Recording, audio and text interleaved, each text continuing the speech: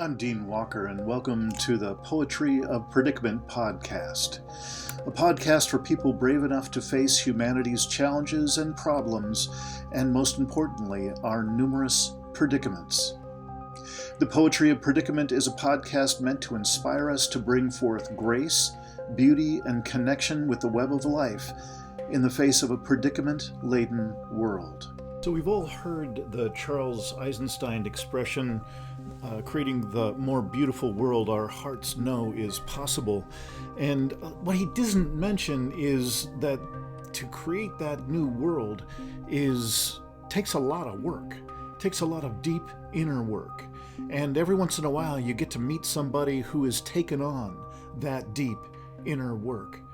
Help me welcome today's guest, Martina Niklis. All right.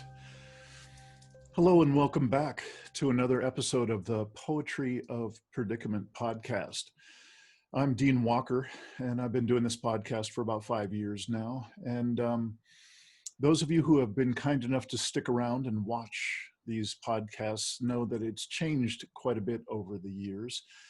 It's always been about the predicament that we're in and how we're facing it, and speaking with people who have something to say about that. It's no different in that way. But in this past year in particular, I've really made an effort to reach out to people who have something to say about what are the choices we can make in the face of a predicament-laden world. We've got a lot of troubles going on in the world, whether it's environmental or it's economic or it's cultural or it's social justice, or it's the disempowerment of human beings from birth on. There are a number of ways that I'm sure any of us could list out that human beings have made life eventually, and quite soon eventually, untenable.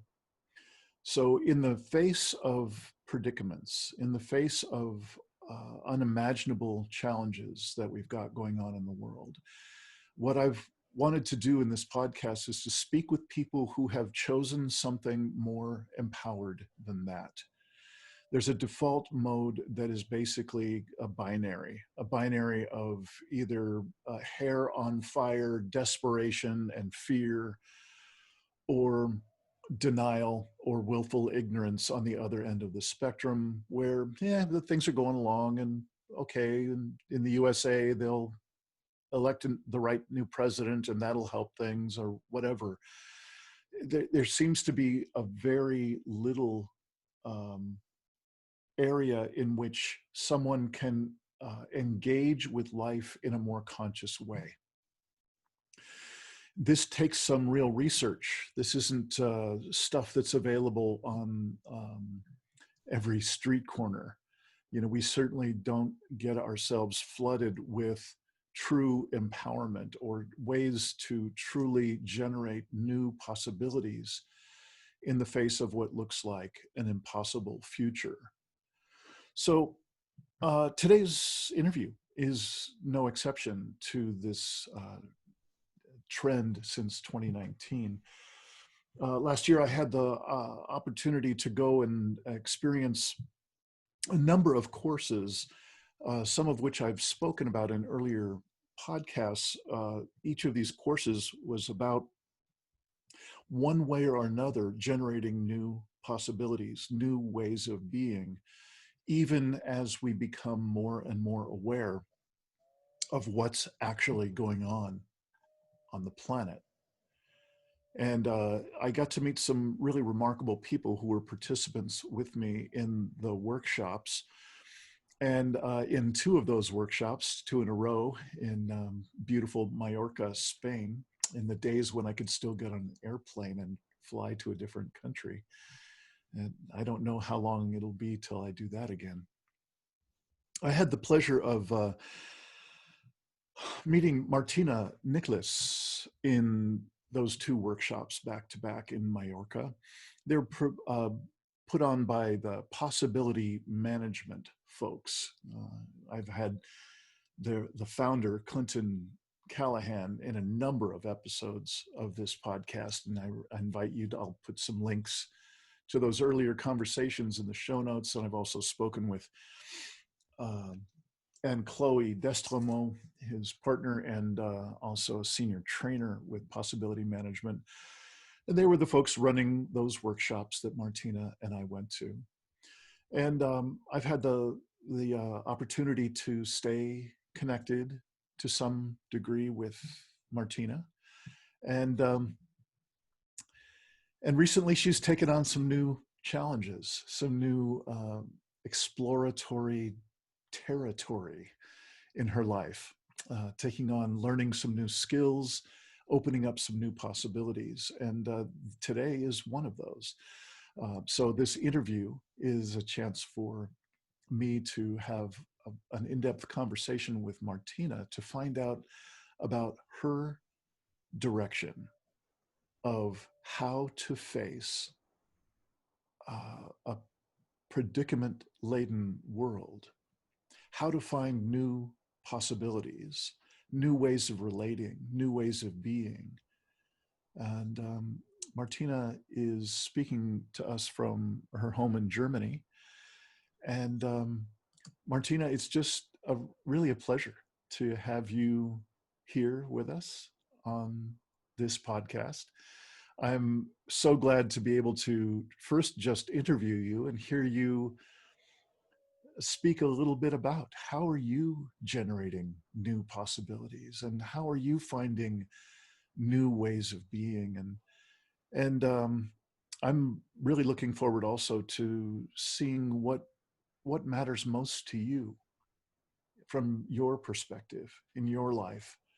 You know, it really seems like it's such an important starting point for many of these conversations is to start by sharing just a bit about what matters most to us and what are we seeing and experiencing in the world now, and what motivates us to find these new ways of being.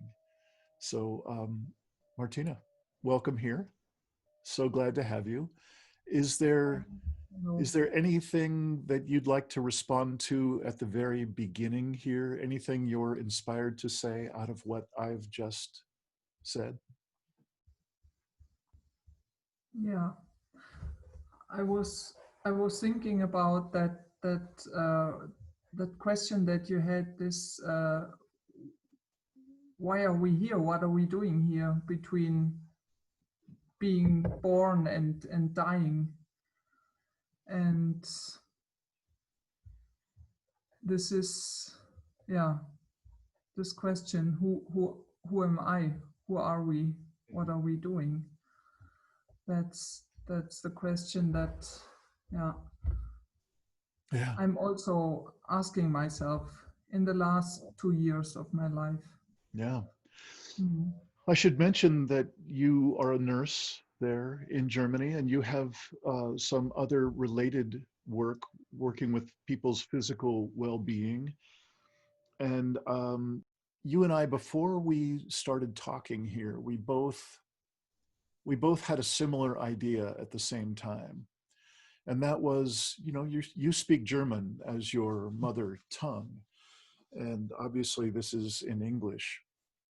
And you were requesting, could we speak a little slower? Is it okay if I speak a little slower so I can be more clear with what I'm wanting to say?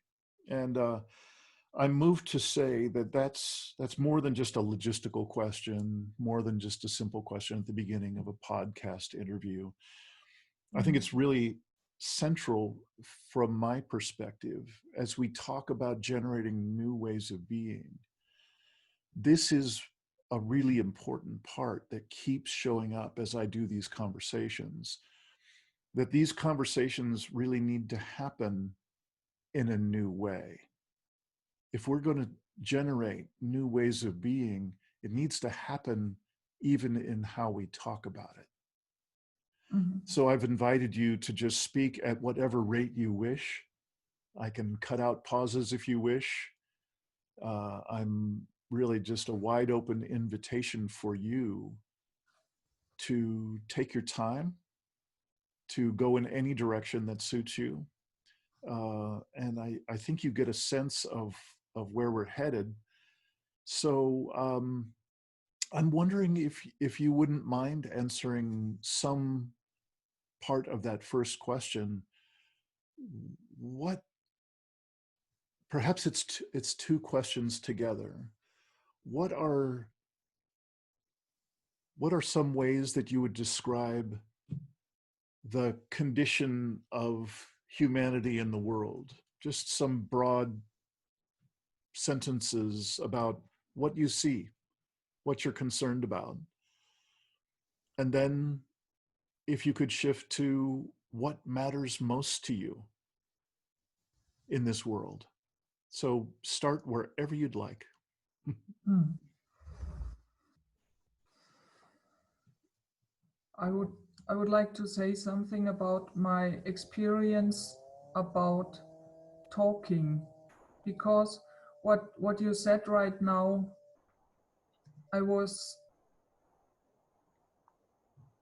have some experience with that, talking and talking something and telling stories and talking bullshit and talking about something. And I have the experience when I make the gaps between the sentences a little bigger, and even when I try to make the gap between the words a little bigger, I have the chance to get in contact with my feelings and to see if that fits together. And there is another thing: when I'm talking, I'm in some cases I'm lying. That means I'm not saying what I really want to say. For me, this is like layers or like shifts. I think layer is the real word, Yep. the best word. Mm-hmm. And I'm saying something, I say some words, but that's not what really matters to me. So if I would have the time to think about it and feel about it, I would notice that there is a layer below that sentence, and that's what I really want to say. But if I would take more time and feel about it, I would notice that there is another layer below.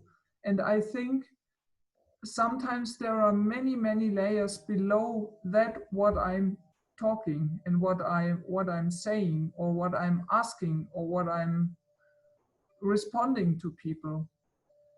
And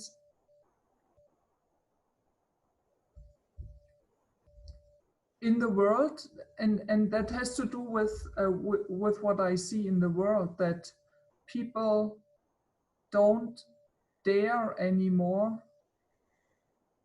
to really feel what's going on. Mm-hmm. And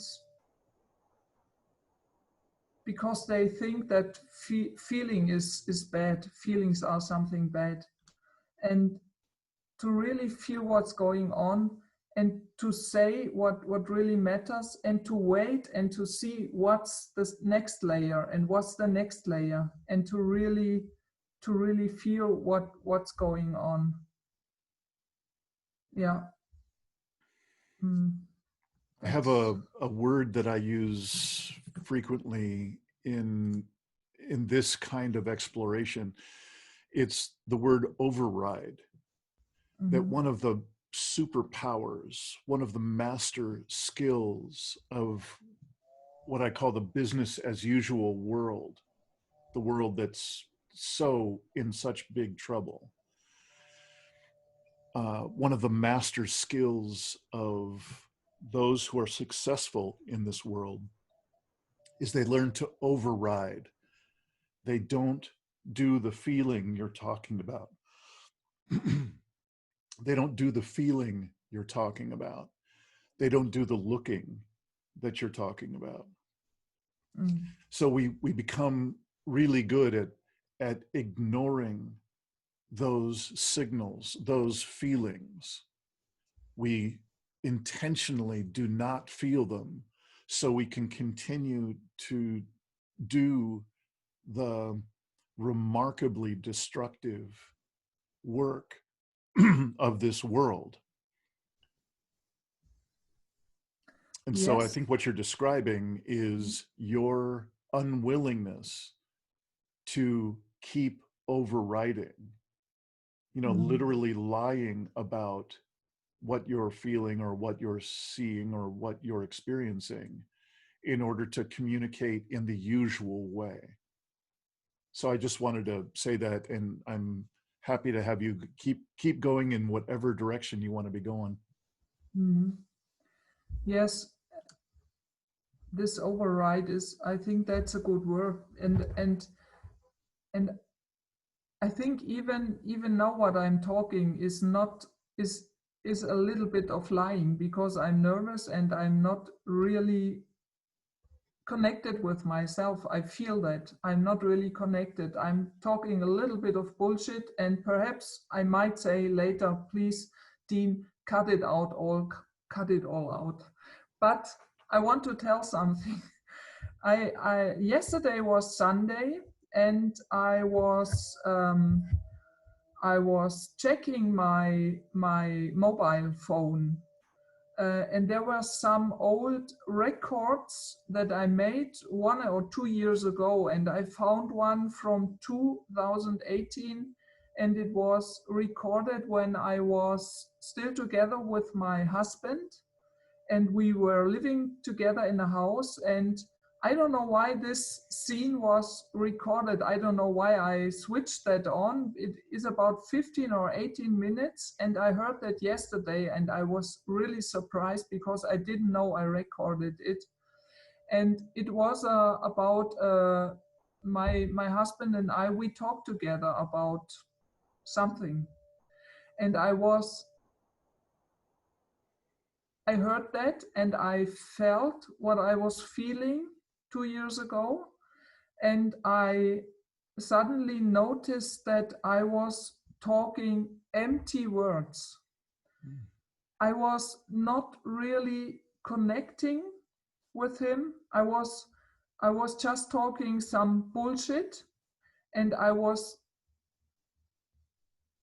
not seeing the doors that he tried to open for me. And I have to say that what happened was that about 8 weeks later, he told me that he's leaving, that he's going, that he wants to divorce. 8 weeks later. And I was so shocked when I heard that yesterday, because I suddenly knew that there were, I don't know, I was living in a dream world. I was talking empty words. I was not connecting. I was not seeing the doors that he tried to open and tried to really connect to me. And I was so shocked, because I thought I'm a conscious person. I thought how could that have happened? Yeah. And that's what I mean. And I think we are in this world, people are talking much too much. We are just talking bullshit the whole day, just talking something, telling stories, and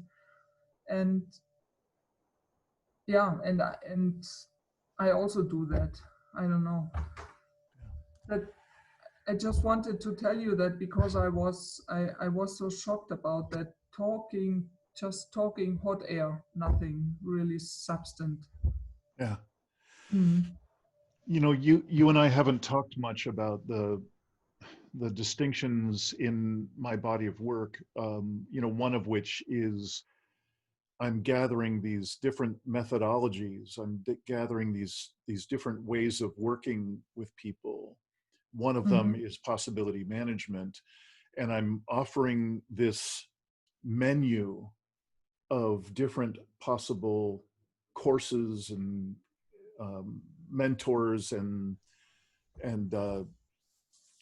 facilitators and so on to people who are trying to face into this remarkable world that we've got going on. This is a very troubled world we're in. You know, the bullshit level you're describing is very, very high, and it's harming us, and it's harming the planet. And so I'm very happy to include these different ways of working with people and communicating and clearing and healing and so on. And the really at the center of my work, how I talk about what got us into this trouble is, I would say, that we disconnected from deeper self. We disconnected from each other. We've disconnected from the earth, and we've disconnected from soul. So that's my short way of describing what happened to get us here. And what you just described is a person, you know, you had this kind of interesting coincidence where you recorded something and you didn't know that you had recorded it. Mm-hmm. And so you got to see who you were 2 years ago, and you were unconscious. You had no idea that your husband was going to leave you in just a few weeks. Mm-hmm. So you're seeing with this clarity that we rarely get. In a world of override, most people aren't even looking for lessons like that. Yes. So there's a commitment that I think we're going to be talking about more, in particularly in this possibility management work. There's this commitment to mapping this territory, mapping this world that for most of us is completely unknown. We don't even know that this world is available. All we know is filling our days with bullshit conversations. Mm-hmm. And that's, you know, the ultimate example of that is, look at how the United States is right now. We're just a hot mess. I think we're in the middle of collapse. We're watching the United States collapse. Wow. That's the cost of 24/7, 365 bullshit. So I'm interested in, would you talk a little bit more about what has you on this track? You're on the trainer track. You're on an advanced track with this possibility management work. Would you speak a little bit more about what draws you into this work? What is it that is, you know, one way I sometimes say this is, what's the promise of the work for you? What moves your heart when you engage with this work? Mm-hmm.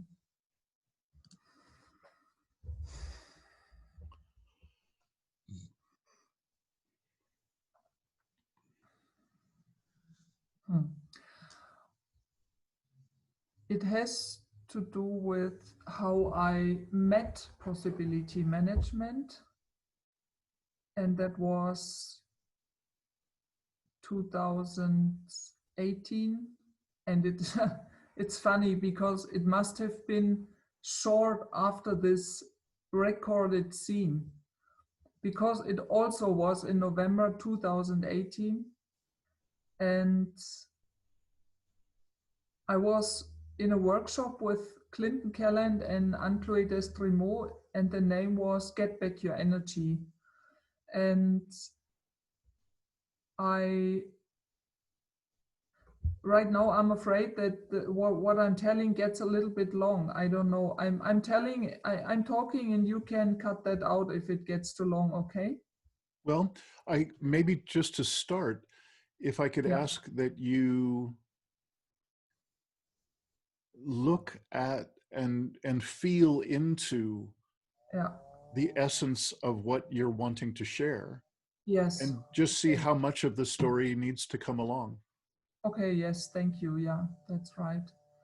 It was, in fact, it was at this workshop a standing rage work that I did. And it was the first time for me that I did that, get in contact with my anger. And this experience was so extraordinary, amazing for me that it, it I don't know, it blew away my mind or my brain. It was like I was entering a room of my own anger, and I found that anger for the first time, because I always tried to hide my anger the whole life. And this moment, this 2 or 3 minutes where I was in this room of my own anger, I found that this anger has so much qualities, and these qualities were like diamonds. And this were qualities like clarity, strength, to say no, to say what I want, to set frontiers, to go forward. And this was really the first time in my life that I felt that anger so much. And from that day on, my whole story with my anger changed, and that's still going on. And that was the beginning of my way with that whole possibility management story. Yeah, I appreciate that. And if I could, I just want to go back a little bit for people who have never heard of some of these things. So I just want to revisit a couple of words.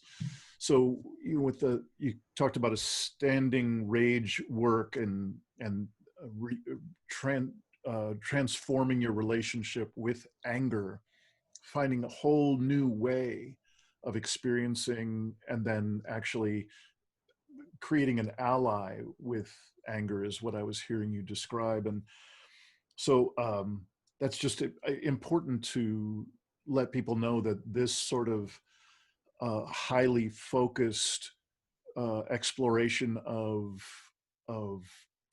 truly distinct feelings work is one core part of this possibility management work. It's not the only thing. It's not the same for you as it is for me, as it is for Bob or Sally. Each person has their own exploration and their own their own exploring to do in terms of what is inside of themselves if they take off that override, if they were really to open up and to see what is underneath that concrete enclosure that we have inside of ourselves. You're describing some of your process that opened this truth inside of you, inside of your own feelings, motivated by your own feelings in the moment, rather than habits and ways of suppressing emotions that might have been going on for a lifetime.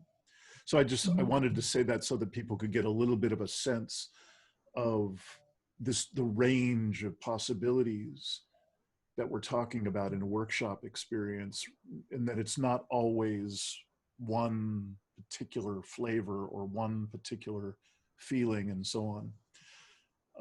And thank you for letting me explain that, or to put some detail into that. And please continue in any direction you'd like.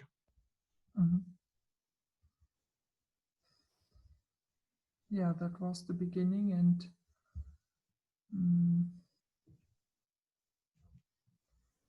I don't know, that there are some experiences that really touched me. For example, we have a group in Tettnang, where I live here in southern Germany, and we meet every week. And when I've been there for the first time, I was talking to another woman, and she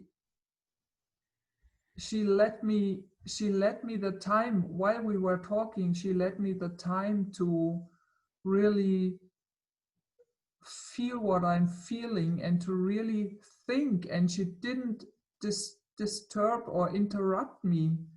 And the fact that she didn't interrupt when I was talking, even though I was talking slow because I didn't want to make mistakes, because it was the first time and I want to make a good impression and so, and she didn't interrupt me and just waited. And that touched me so much that I started to cry. I started to cry because I was so touched that it was possible to speak without, even if there were gaps, to speak without somebody interrupting me. And that was so new for me. And this was another experience for me that I felt it is a way for me to go. I want to know more about it. What is that possibility management? Mhm. And yeah, it's not so interesting to say then I made ETB and I made some trainings and labs, and that's for me not important. It's more important what happened inside of me, to find how I could express myself, how I could show what's inside of me and not hiding any longer, hiding myself. And yeah, that were the really important experience that I made with people, the intimacy with people on different bodies. Yeah. Yeah. Yeah, thank you. And again, I'm sorry, but I just want to make sure that people understand some of the terms. Yes.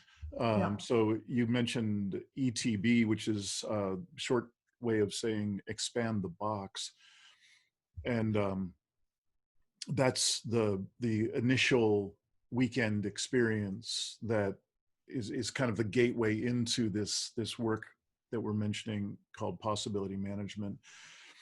And labs are one.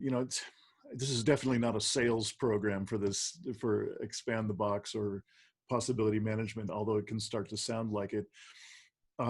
Again, I've just found a tremendous amount of important distinctions and powerful work being done by this community, that's this small, loose-knit community around the world.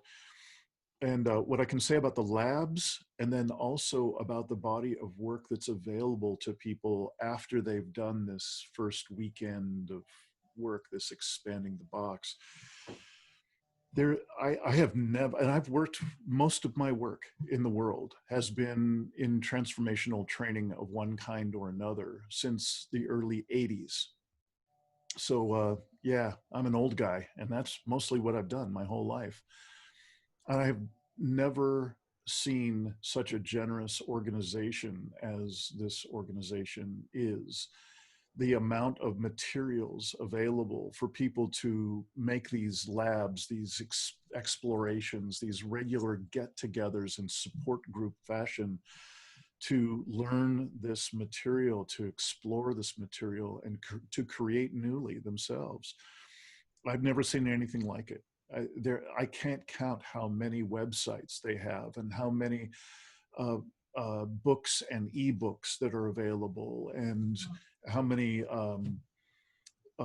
trainers and also possibilitators, people who are engaged in this work in a very strong way, who are right now, as we're speaking, they're networking with one another, they're finding ways to hold space for one another in an intimate way, to be able to do personal work in the moment, taking a few minutes to be with another person in an extraordinary way, move through a small learning piece or a large learning piece. This is going on all the time, and that volume of work is waiting. When I compare it to my first exposure to transformational work was with the EST training back in the 80s, 90s in the USA. And there was no generosity there. You paid for every single experience, and it was all proprietary work, secret work. Only the trainers had this binder of information, and they were the ones that did the magic, and they did the hubba hubba. And there was very little true empowerment in my experience of at the level of the participants being able to take on new levels of empowerment. So again, Martina, thank you for letting me just fill in some context for people who just don't know anything about the work. And I'm sorry to have interrupted you.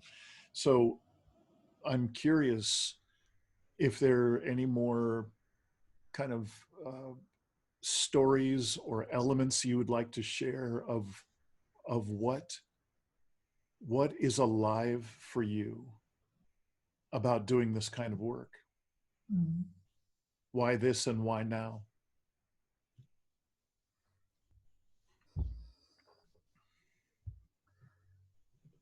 I think it also has to do something with my poems and my texts, my creative side, because Clinton Callahan was the first one who encouraged me to bring that out and to show that. And after my divorce, what I was telling, I was going to South America for 7 weeks alone with my backpack without a plan. And in this time, I made some decisions, and one of the decisions was that I want to show more what's inside of me. And when I came back, I made this homepage. It's this Oswords site, and Oswords is a combination of Os and words, and Os is the name of the sword that I built out of wood. And this sword is also important because it had to do with this going through the anger processes, through the rage processes. And so I wanted to make an outer sign for that inner process. And the outer sign for me was the sword. So I built that sword. And then the name showed up, and the name of the sword is Os, O-S. And so I found the name of the homepage. It's Oswords. And on this site, I was first showing my poems, and later I was thinking about what I could do to connect with people that also want to show what's inside of them, and that also want to show what they do. Not only poems, also I don't know, building something or painting or drawing or baking cakes or I don't know, something. And so I tried to find to make some offers for people to connect with me through arts, and to use that art like a bridge that can go from heart to heart, or from heart to the outside, to the outer world. And yeah, that was a very, very important process for me to do that in the last year. And it's still going on because there are more ideas, and people have ideas, and I want to make that bigger and find new offers for people. And yeah, that's important for me right now. Yeah. So I'm getting that part of what you've been describing for us is the evolution of your expression. So if you take off this override cap if we have a mm, cap on ourselves that keeps us from accessing our truth and our full expression, you're describing some of the ways in which you are now expressing, now that you have some access mm, to what's deep inside for you. mm. Yes, yes, yeah. And for me, it is so that, for example, my poems don't come out of my head. They never did come out of my head. So my poems are, um, they come out of my, I don't know, it's the solar plexus area in my body where these words come out. And when I read my old poems, I'm connected to, not to my head. I'm not connected to what I was thinking when I was writing that, but I'm connected to what I was feeling when I was writing that. All the pain and all the sadness, all the anger, all the fear. I'm connected to that. And that makes it so special to me. And I think that for many people, art is something that doesn't come out of the head. And I'm so interested to get in touch with those people and to make projects together, like the Poem Circle, where we write poems with 3 people over 10 days about, and then there come 3 poems come out, and and I think that's a amazing project for people who said, I cannot write poems, but they are joining the Poem Circle and they write poems. They do exactly that, and they are happy with that, and they say, wow, how cool, what came out here, it's cool, and I like it, and I want to do it more. And yeah, yes. I appreciate you mentioning that. It reminds me of a similar project that I witnessed in a few months ago, again in a particular online class with possibility management. There was the idea of, it was a class focusing on anger, and so there was plenty of expression of that and talking about it and more expression of it, and being witness to one another in it. And then the idea came of, what if we were to allow or invite our anger to be an ally in writing? And a Mm, number of people chose to do similar to what you're describing.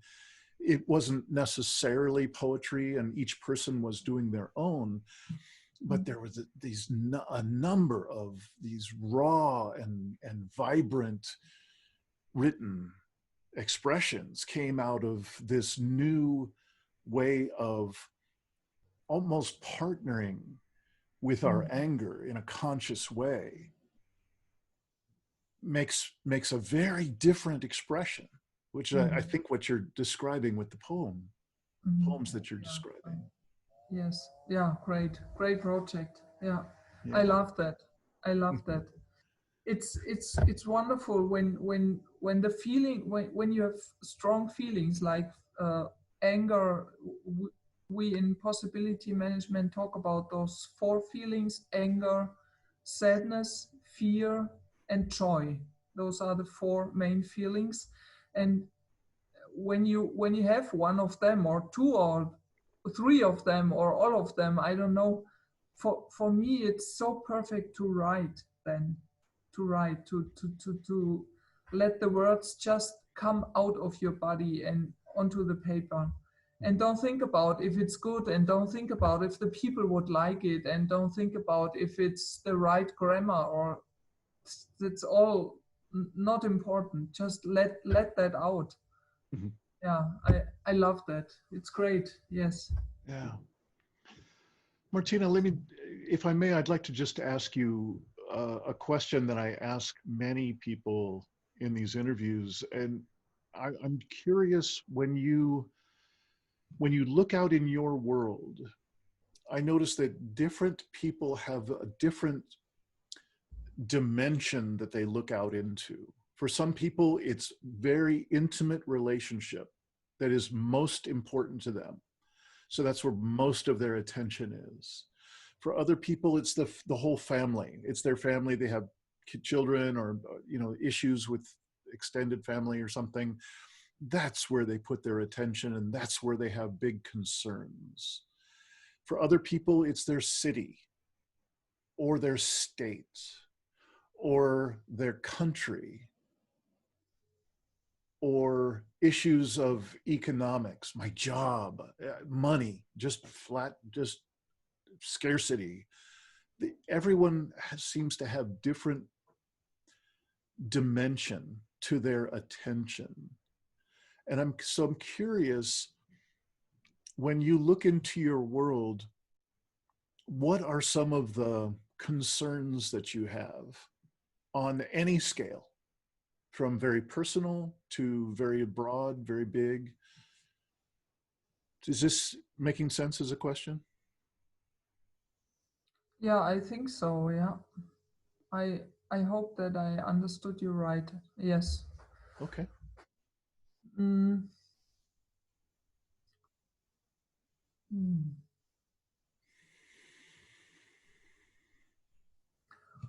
Mm. What became very, very important for me in the last year was this connecting to Gaia. And it sounds a little bit abstract. I want to explain it how I understand it.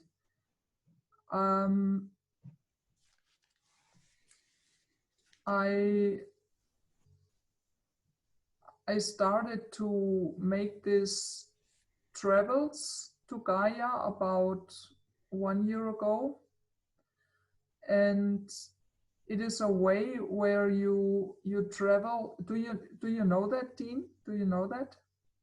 Travel to Gaia.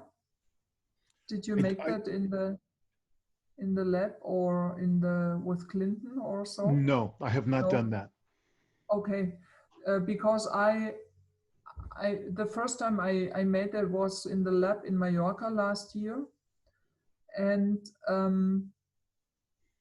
it's a way where you travel with your energy, body through a gate. You need to have a gate in the real surface of the earth, and there are some people who can find those gates, and then you go with your energetic body through that gate into Gaia, and you can find, you travel with a question, and you can find people or beings or animals who can answer this question. And it's, I don't know, it might sound a little funny, but it's a method where you can find, where you can get connected to this Gaia, to this earth, and find beings like teachers or friends that can give you advice or respond to your questions. And for me, that's a very amazing method to find answers. For example, when I have some questions in my life, and in the last year I did that very often. And what I heard also was that somebody said, why don't people do that more? Why don't people connect more to that earth and don't see it just as a material? Because it's living, it's alive, and there are so many things that we don't understand, and we don't know what's there. And what trees really think about us, we are not only thinking something about trees. Trees are also thinking something about us. And I'm convinced that it is so. And not only trees, everything, the ocean, all the animals, they are also thinking and feeling and sensing something about us. And And there is no connection. There is no connection between us because we think we are something special. But I think we need to connect more. We need to connect more and understand that, yeah, that it's possible to connect. Yes. It's only a decision. It's not a big thing. We can. It's so easy to connect. Yeah. And through this traveling to Gaia, I found that back. I found that again, that it's possible to connect with a tree, to connect with a river, to connect with a stone, to connect with a beer, with a bird. I don't know, to connect with those beings. Yeah. Well, I appreciate, excuse me, I appreciate you giving the detail, because I didn't recognize the title of Traveling to Gaia.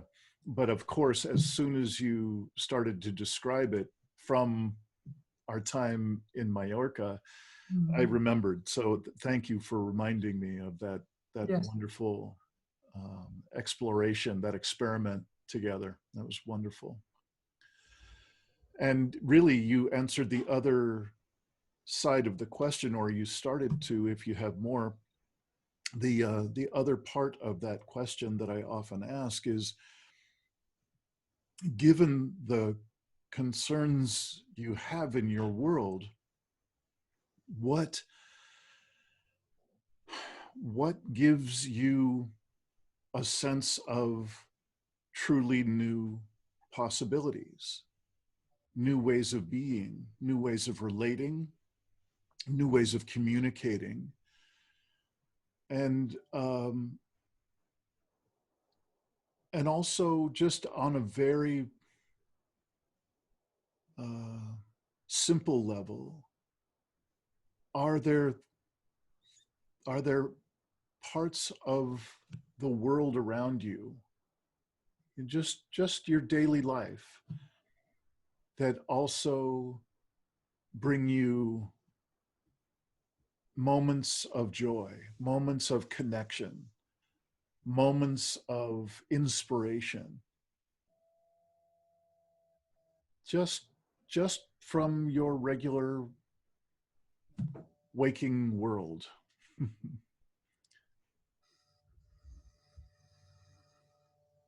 Oh, there's so much that gives me inspiration. Things that give me inspiration and gives me joy, you said. Mm-hmm. Things that give me joy.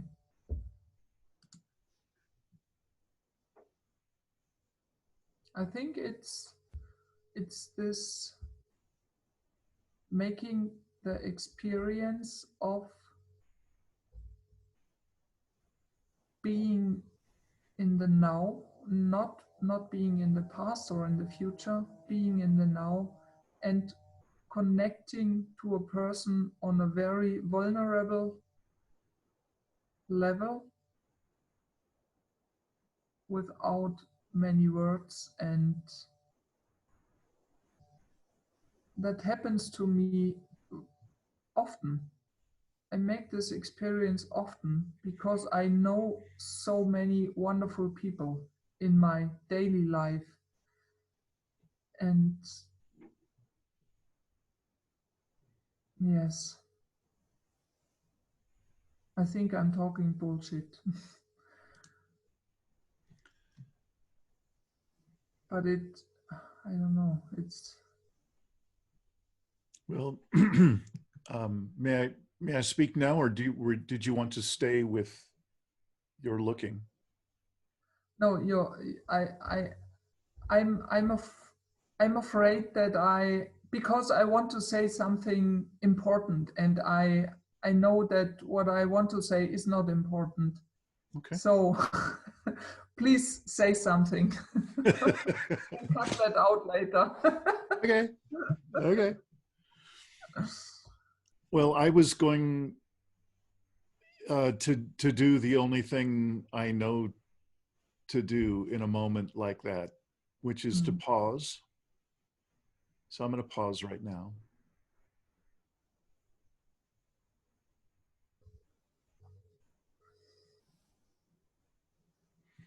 And when I do that, I scan into the center of my body. There are, in my experience, there are other organs of perception where when we talk about feeling moved, this is where we are moved. It's some distinction, some part of this territory in ourselves. So I'm pausing and I'm just scanning here.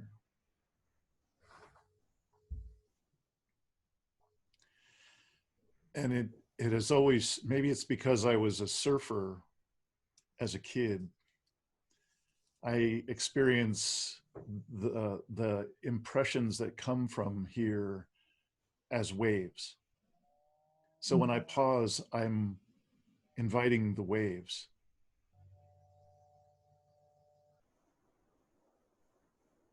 And there's one. And I'm noticing that wave that just came. I was looking at you on the screen and just being present with you and appreciating the simplicity of this conversation. And I'm getting another wave by being present to that.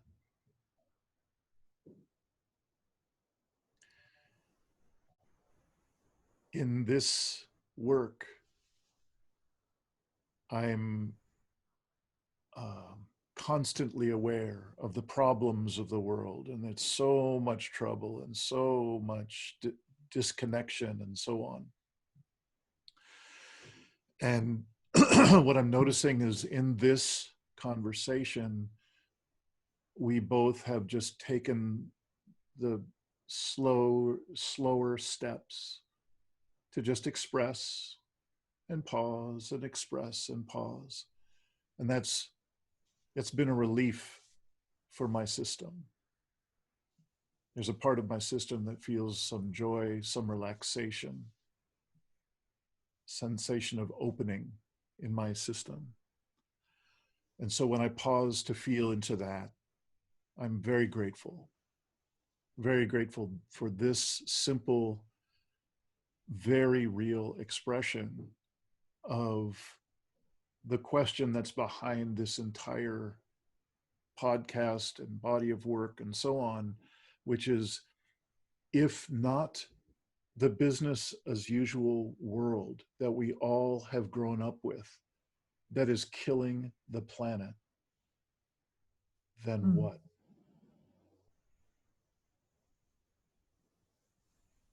And so, if not that, then slowing down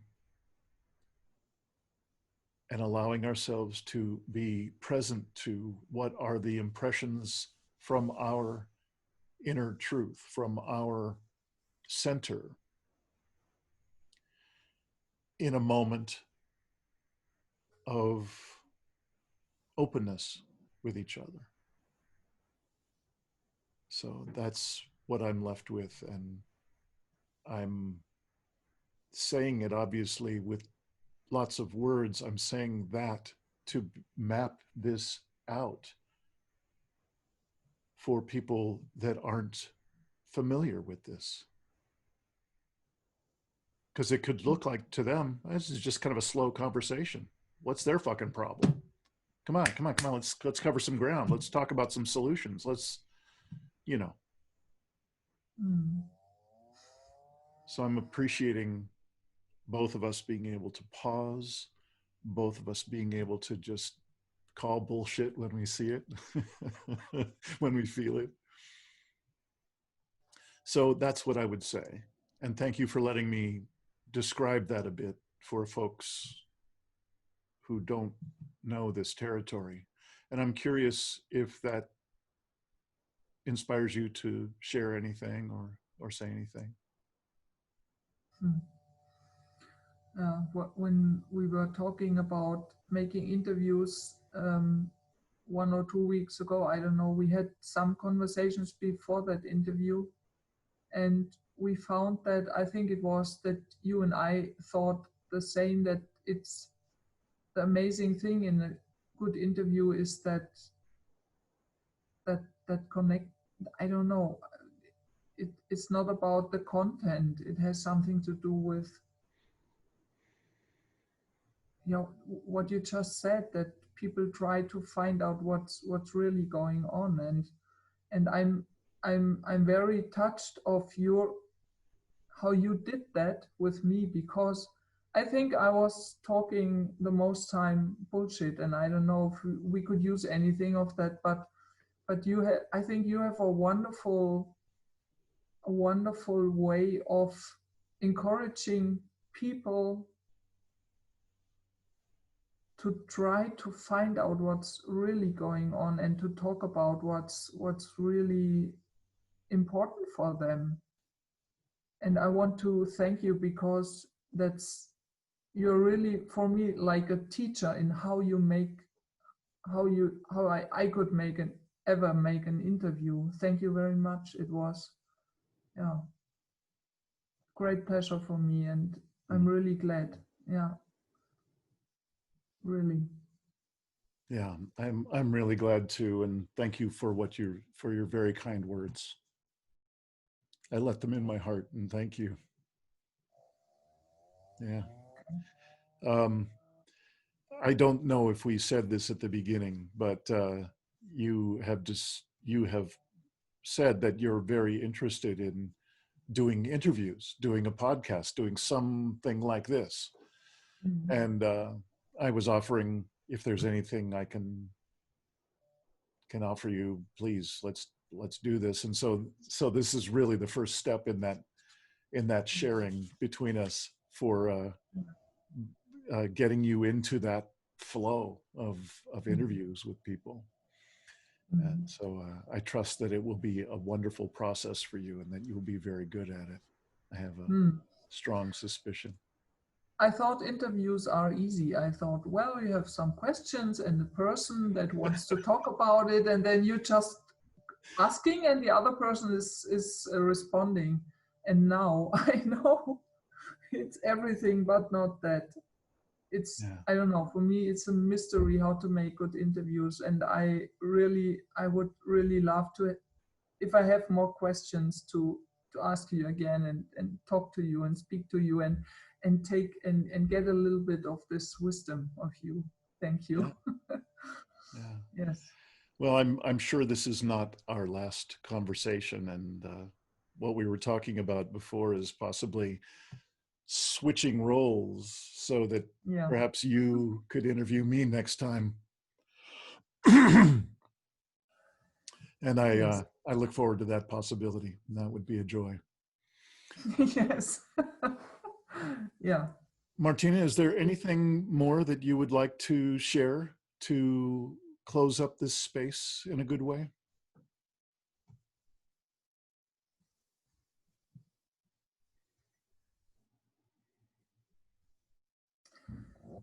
I just want to say that my motivation to go on with this interview making came back because I've lost that in the last weeks, as I told you last week, but now it's back, and I want to, I think it has to do with my way of getting in touch with people.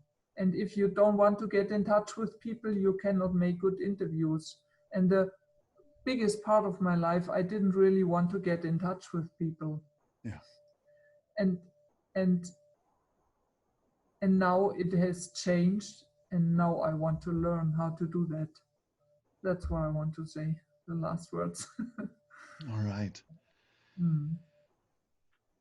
Martina Niklis, thank you so much for spending time and sharing a bit of your path, your journey in this life, in this, the most extraordinary time in human history.